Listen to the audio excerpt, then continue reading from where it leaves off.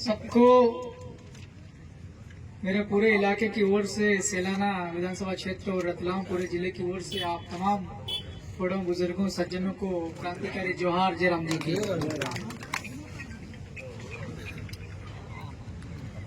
आदिवासी लोगों के बीच में बहुत लोगों ने पहले भी काम किए, चाहे वो समाज में सुधार का हो या आदिवासी लोगों की गरीबी दूर करने के लिए सरकारी काम हो, बहुत प्रयास हुए हैं। उसके बाद भी पूरे आदिवासी इलाकों में देखने में मिलता है कि आज भी बहुत परिस्थितियां, हालात खराब हैं। इसके पीछे बहुत सारी समाज की कुरीतियां हैं, कुछ परंपराएं ऐसी हमारे पूर्वजों ने स्थापित कर दी हैं जिनकी वजह से आज हमको परेशानियों का सामना करना पड़ रहा है। शराब और डीजे और दहेज, तीन चीज, ये तीन चीजें हैं, इनकी वजह से समाज गर्त की गहराइयों में जा रहा है। हम मोबाइल में लगातार देखते आ रहे हैं, आपके इलाके से ये चालू हुआ मेरे ख्याल से भानु भाई, अलीराजपुर जिले से चालू हुआ, शुरुआत यहीं से हुआ। 4-5 साल पहले से आप ही के यहाँ से लोगों ने चालू किया, आप लोगों ने ही। हमारे इधर अभी कम है। बस एक चीज ये है, मेरा आग्रह है कि हम सब इस प्रकार की क्रांति जो है वो चलती रहे। इसमें राजनीतिक दल को दूर रखना चाहिए। हम सब लोग अलग अलग दलों से जुड़े हुए हो सकते हैं, लेकिन जब एक आदमी की मौत होती है, मरने के बाद में वो सभी को आमंत्रित करता कि नहीं करता। वो ये नहीं कहता कि मैं मर जाऊं तो केवल उसी पार्टी के, मैं उस पार्टी में था उसी पार्टी में आना, ऐसा नहीं होता ना। इसलिए समाज को सुधारने के लिए हम सभी लोगों को संगठित होने की जरूरत है आज की तारीख में। अगर हम लोग राजनीतिक दल को आगे लेकर के चलेंगे तो इस आंदोलन को हम आगे नहीं बढ़ा पाएंगे और इस समाज को हम लोग बहुत ज्यादा ऊंचाइयों पर लेकर नहीं जा पाएंगे। अब मैं खुद भी इस बीमारी का आदी था पहले, और विधायक को लगभग 1.25 साल हो गया है। इसके पहले मेरी जिंदगी बहुत अलग टाइप की थी, जहां जिस गांव में अंधेरा पड़ गया उस गांव में रुक जाना एक फकीर की तरह, एक संत की तरह लोगों के लिए। आज जैसे मान लो किसी गांव में हम लोग गए, राणापुर में गए, किसी आदमी कोई समस्या उसको नोट किया, उसका समाधान करने के लिए किसी अधिकारी से बात किया, कोई रैली वेली छोटी मोटी कर दिया, कोई ज्ञापन दिया, इस टाइप का हमारा काम। मेरा लगभग 5-6 साल तक ये काम चला। तो 6 साल तक ये मान के चलो कि मैंने हर रोज लगभग 90-90% हर रोज अलग अलग घर का पानी पीता था, अलग अलग घर की रोटी खाता था। अब ये बात चूंकि हम लोग स्पष्ट बात में विश्वास करता हूं मैं, कोई बात छुपाना नहीं चाहिए। हम लोग भी लगातार चलते थे, घूमते थे, कभी कभी चिंताएं हो जाती थी, शरीर से थकान महसूस होती थी। मैं भी कभी कभी शराब पीता था। मैंने कहा पीता था, आज की तारीख में नहीं। फिर अब विधायक बन गया, 1.25 साल हुआ। फिर लोगों ने कहा कि विधायक बनने के बाद में बहुत सारी सुविधाएं मिलती है। मध्य प्रदेश के अंदर अगर यात्राएं करनी हवाई जहाज से तो आपको हवाई जहाज की यात्राएं फ्री है। मध्य प्रदेश में रेल में अगर बैठना है तो विधायक को फ्री है। इस प्रकार तमाम प्रकार की सुविधाएं मिलती है विधायक जीतने के बाद, विधायक बनने के बाद। फिर इलाज अगर करना होता है, अगर बीमार हो जाता है कोई विधायक तो उसको इलाज भी फ्री में मिलता है। एक दिन मेरे मन में लगा कि मैं इतना दुबला पतला आदमी हूँ, सिर में बाल भी कम है, तो क्यों नहीं फ्री में किसी अच्छा डॉक्टर के पास में जाया जाए। अपने जो छोटे मोटे गांव के जो अस्पताल होते हैं उनमें तो बहुत लापरवाही होती, डॉक्टर्स होते ही नहीं है, दवाइयां हैं तो वो खराब होती हैं ज्यादातर। मैं भोपाल में एक दिन गया, फिर मैंने बहुत बड़ा अस्पताल है, नाम सुना होगा आपने, तमाम पढ़े लिखे लोगों ने सुना ही होगा, जयप्रकाश नारायण, बहुत बड़ा अस्पताल है।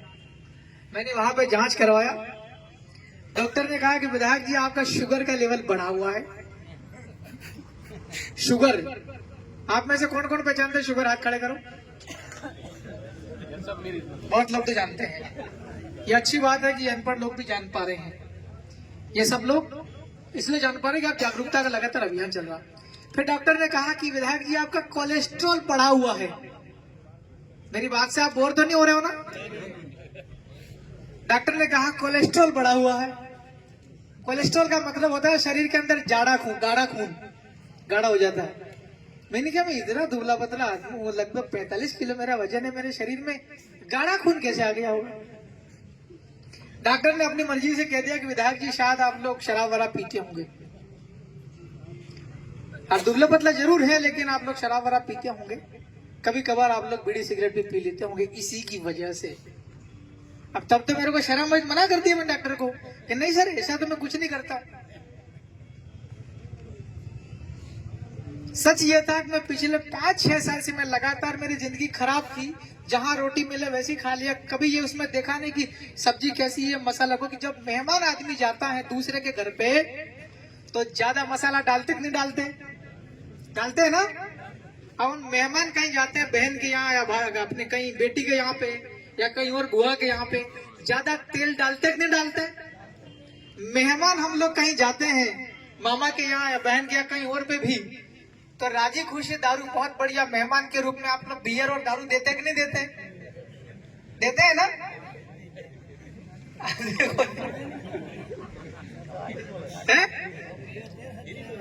हाँ, फ्री में देते कि नहीं देते?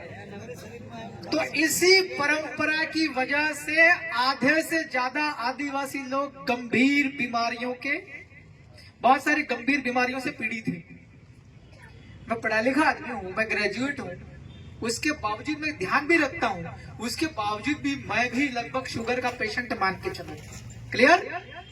मैं दुबला पतला होने के बावजूद भी शरीर के अंदर गाढ़ा खून है, ये डॉक्टर ने कह दिया।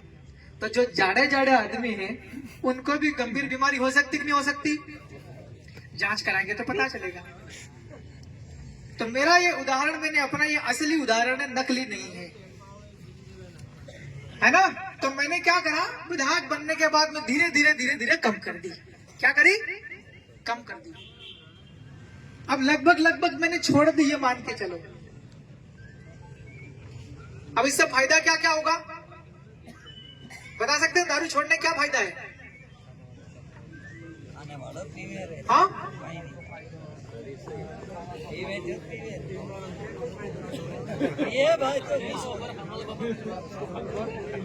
एक तो हमारा शरीर सही हो जाएगा। क्या हो जाएगा?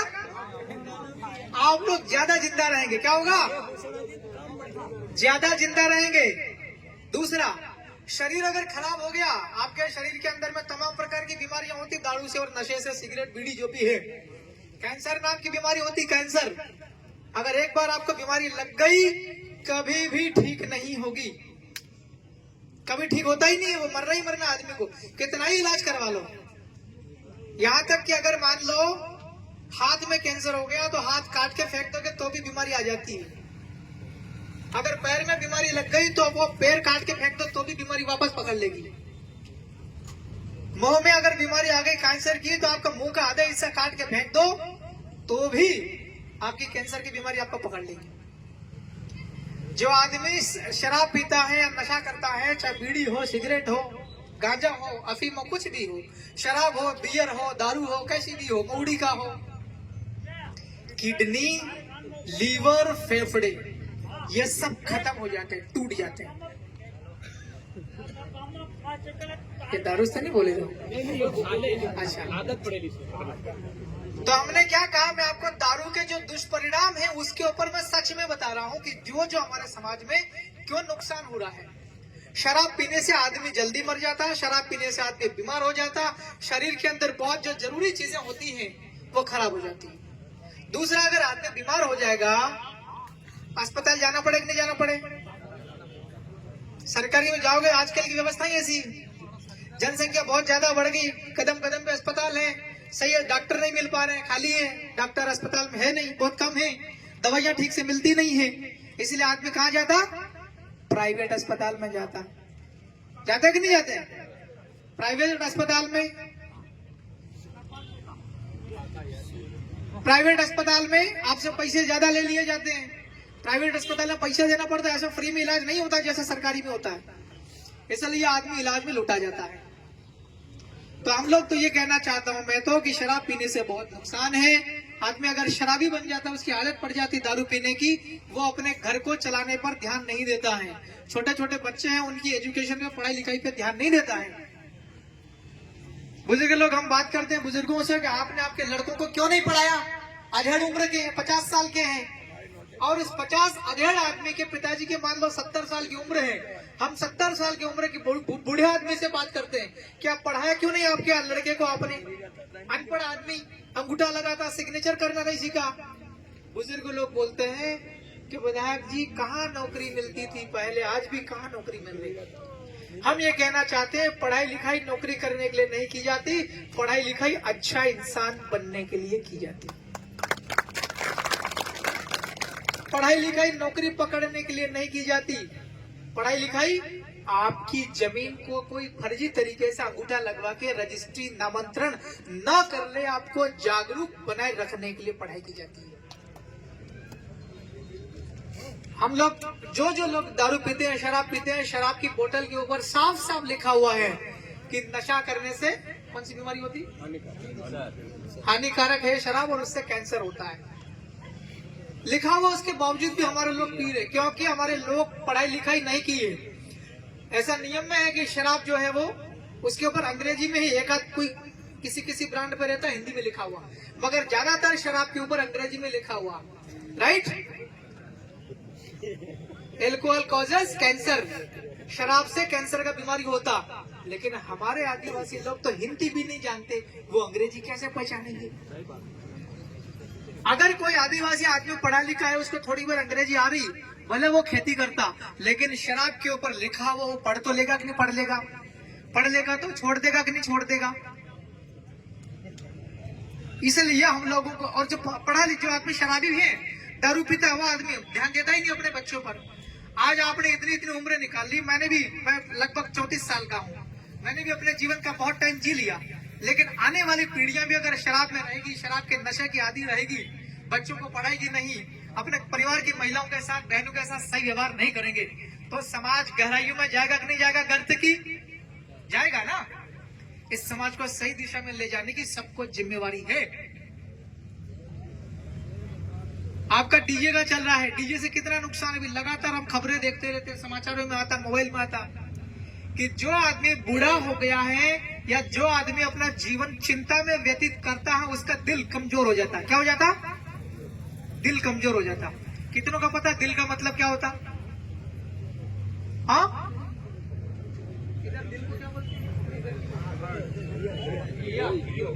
हमारे उधर सैलाना क्षेत्र में कहते हैं अयो, और आपके इधर कहते हैं हिया, हियो। छाती के अंदर एक ऐसी चीज है हमारे शरीर की, छाती के अंदर में, उसके बिना हम एक सांस नहीं ले सकते हैं। अगर वो कमजोर हो गया तो आदमी खड़ा खड़ा ही मर जाता है, अगर वो कमजोर हो गया तो आदमी सोया सोया ही मर जाता है। क्लियर? डीजे अगर बजता है तो उसकी आवाज से आजकल लोग बहुत मर रहे हैं। क्यों? क्योंकि वो जो यो है अपने छाती के अंदर का, बहुत नाजुक चीज है, वो खराब हो जाती, तत्काल रुक जाता है शरीर में खून चलता चलता। एक तो हाँ फट जाता है, ये मान लो। दूसरा, इस डीजे से कितना नुकसान है? अगर डीजे बजता है तो छोटे छोटे जो बच्चे रहते हैं उनको नशा आ जाता। क्या आ जाता? नशो। डीजे बजने से नशा आ जाता, नाचने का नशा आ जाता, डीजे से नाचने का। जिस बच्चे को अपने रात पड़े घर में आकर के फेर कापी में लिखना चाहिए, पढ़ाई करना चाहिए, याद करना चाहिए, पाठ प्रश्न का उत्तर याद करना चाहिए, राइटिंग वर्क करना चाहिए, वो बच्चा गांव में डीजे बजता है तो उसको नशा आ जाता है नाचने का, सारा कापी किताब अपने घर में रख करके और निकल जाता, पूरी रात 2-2 बजे 3-3 बजे डीजे पे नाचता है। अब बताओ, और उसी डीजे पे नाचने के दौरान बच्चों के आपस में दोस्ती हो जाती है। क्या हो जाती है? दोस्ती हो जाती है। आजकल मोबाइल का जमाना है, हर घर में 2-2 3-3 मोबाइल है, मोबाइल में गलत चीजें आती हैं, और वो छोटे छोटे बच्चों को आपस में, बच्चा और बच्ची की दोस्ती करा जाता है। ठीक है? एक बच्चा पड़ोसी की या किसी और की बच्ची लेकर भाग जाता है, हम लोग पुलिस के पास जाते हैं, हम लोग कोर्ट में जाते हैं, आपस में 2 परिवार लड़ते हैं, कोई एक पैसा दबा करके डरा करके जेल में डलवा के पैसा लेने का प्लानिंग बनाता है, और दूसरा आदमी पैसा देता है लेकिन फिर भी 10-10 साल तक जेल में रहता है, वो लड़का जो लड़की लेके भाग जाता है। राइट?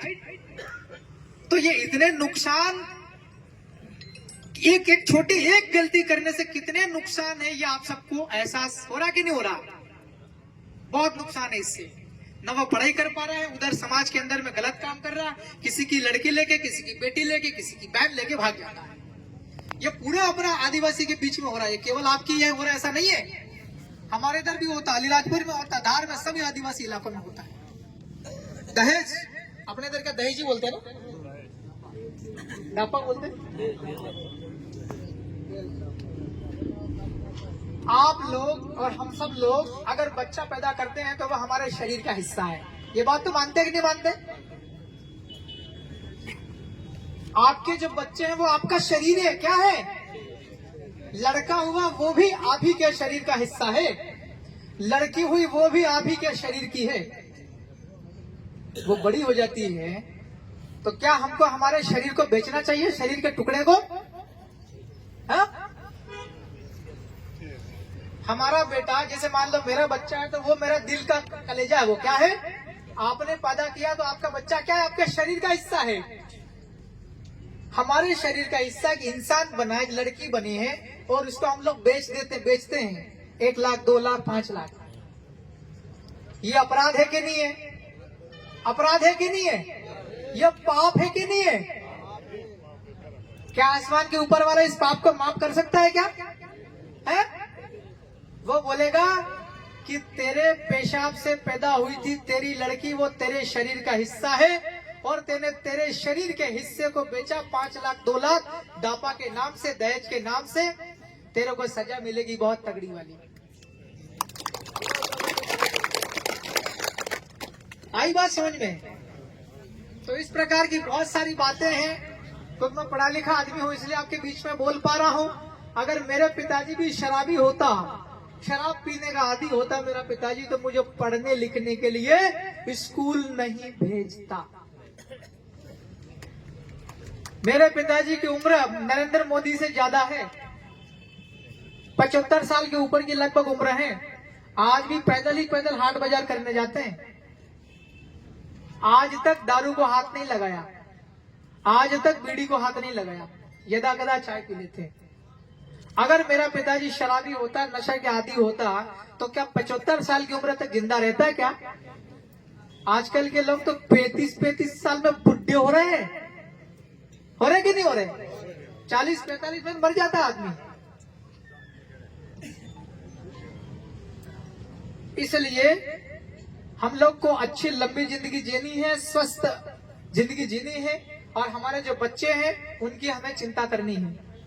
अगर हम लोग हमारे बच्चों की चिंता नहीं करेंगे, परिवार की चिंता नहीं करेंगे, तो मरने के बाद में कुदरती शक्ति, प्रकृति, ईश्वर हमें माफ नहीं करेगा। इतना जरूर ध्यान रख लेना।